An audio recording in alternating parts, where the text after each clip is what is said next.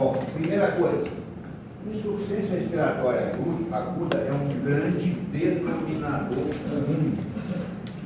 Como vocês já vão ver, várias condições clínicas de emergência poderão chegar para vocês em insuficiência respiratória aguda.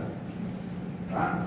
Como também vocês já vão ver, a gente espera que vocês reconheçam, né, que o paciente está em insuficiência respiratória e saibam tomar as primeiras medidas.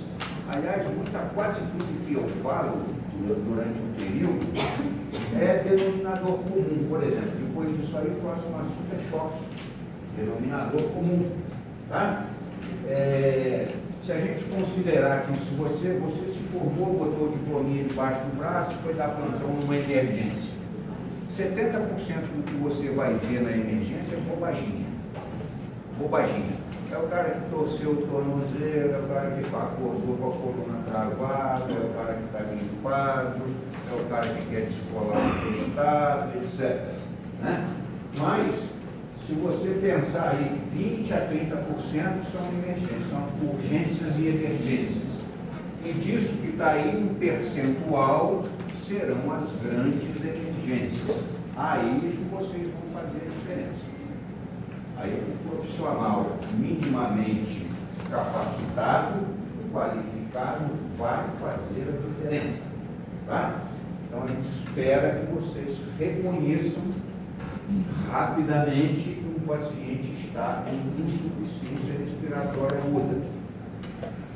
Naturalmente, a gente está falando hoje do primeiro pré-requisito aqui, ó. O primeiro pré-requisito para você manter a oxigenação tecidual, né? Ou seja, manter o funcionamento normal da célula. Qual célula? Qualquer uma. Seja neurônio, seja hepatócito, seja miocárdio, qualquer uma. Ou a célula do dedão do pé. Todas precisam de oxigênio. Muito bem. Então vamos lá. Respiração. Cada vez que eu inspiro, eu coloco uma quantidade de ar para dentro dos alvéolos. Aí vocês vão dizer, pô, cara, eu aprendi isso quando eu tinha 9 anos. Tá bom. Traz para a tona que eu vou precisar. Tá? Segundo, quando esse ar chega aos alvéolos, o O2 atravessa para o sangue e o CO2 atravessa do sangue para os alvéolos. Agora, eu aprendi isso quando eu tinha 10 anos. Tá bom, traz para a tona que eu vou precisar. Tá? Então, nós estamos dividindo a respiração em dois grandes fenômenos: o fenômeno ventilação e o fenômeno troca gasosa. Tá ali, ó. Ventilação, troca gasosa. Dividir a respiração de forma simplista, vocês vão ver que isso tem uma grande aplicabilidade prática. Dividir em dois grandes fenômenos. Ventilação, que é o simples fato de eu colocar ar para dentro. E uma vez o ar nos alvéolos, tem que acontecer a troca gasosa. Repare, tudo isso que está aí, e mais o etc., são causas. Vocês têm algum que vocês não sabem a abreviatura, né? Trauma crânioencefálico e trauma radiovascular, pneumonia, edema agudo de pulmão. Tudo isso é causa de insuficiência respiratória aguda. Quer dizer, o paciente chega para você hipoteticamente com um AVE. Às vezes pode acontecer da grande emergência dele ser a insuficiência respiratória aguda, não exatamente o AVE. Né? É o que vai matar o doente. E assim por diante.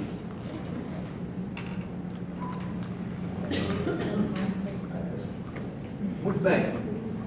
Principais sinais sugestivos. A dispneia, é claro, né? Dificilmente ela falta num paciente com insuficiência respiratória aguda.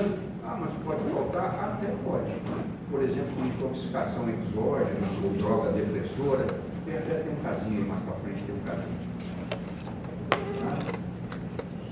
Dispneia, cianose visível ou na saturação, quando você mede, né?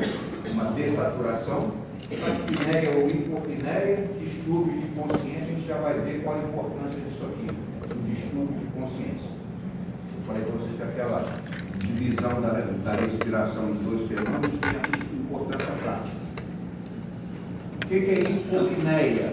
Lembra? Acho que a gente falou na gasometria. Hiperpneia, respiração profunda, grande volume corrente. Né? Hipopneia é o contrário, respiração superficial. Tá? Mas a gente consegue ver isso na prática? Consegue. Consegue. Com treinamento, um pouquinho de experiência, você consegue perceber, pelo menos desconfiar. Tá? Muito bem. O que a gente espera de um socorrista com relação à insuficiência respiratória? Primeiro, que ele reconheça rápido que o cara está com insuficiência respiratória. Né? Uma vez reconhecido, que ele defina qual dos dois tipos que a gente já vai ver. Já vai ver os dois tipos. Né? Que ele decida a abordagem inicial adequada, particularmente se precisa entubar ou não. E, claro, quanto mais rápido definir a causa, mais rápido você resolve o problema.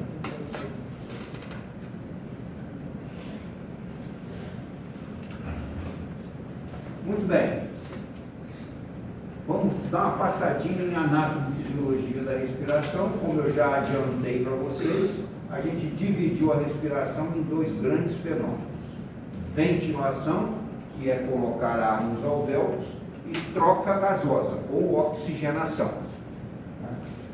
Dois grandes fenômenos. Para que aconteça o primeiro fenômeno, ou seja, ventilação, para eu colocar ar nos alvéolos, eu preciso que isso tudo esteja funcionando. Né? Um processo tão simples e tão que você faz de forma inconsciente, para falar com vocês aqui, eu estou inspirando, né? Para eu inspirar, eu preciso que o centro respiratório esteja íntegro, que a medula conduza o estímulo, que os nervos periféricos estimulem os músculos, que os músculos funcionem, que a caixa torácica esteja íntegra e que as vias aéreas estejam térmicas. Tudo isso tem que estar bonitinho para que eu coloque uma ventilação adequada nos alvéolos. E isto é a ventilação que vai determinar o CO2 que eu vou ver lá na gasometria. Né? A gente viu, aí quando a gente viu gasometria, a gente viu isso, né? O CO2 reflete a ventilação alveolar. E o CO2 não mente. CO2 alto, está faltando ventilação. CO2 baixo, ventilação está alta. A gente fala que é uma relação em gangorra. Está quente vivo. Está quente aqui. O outro está lá, né? É. Esse não funciona aí, esse é só lá de trás. Aqui está 24. Está muito quente, cara. Alguém lá tem controle aí? Estou respondendo, né? O professor está aqui. Te garanto que algum flamenguista Com certeza. é flamenguista, mas estou. Tá quente mesmo. Professor. Ok? Vamos lá? Muito bem. Então, falamos do primeiro fenômeno, claro, vai ter o segundo, né?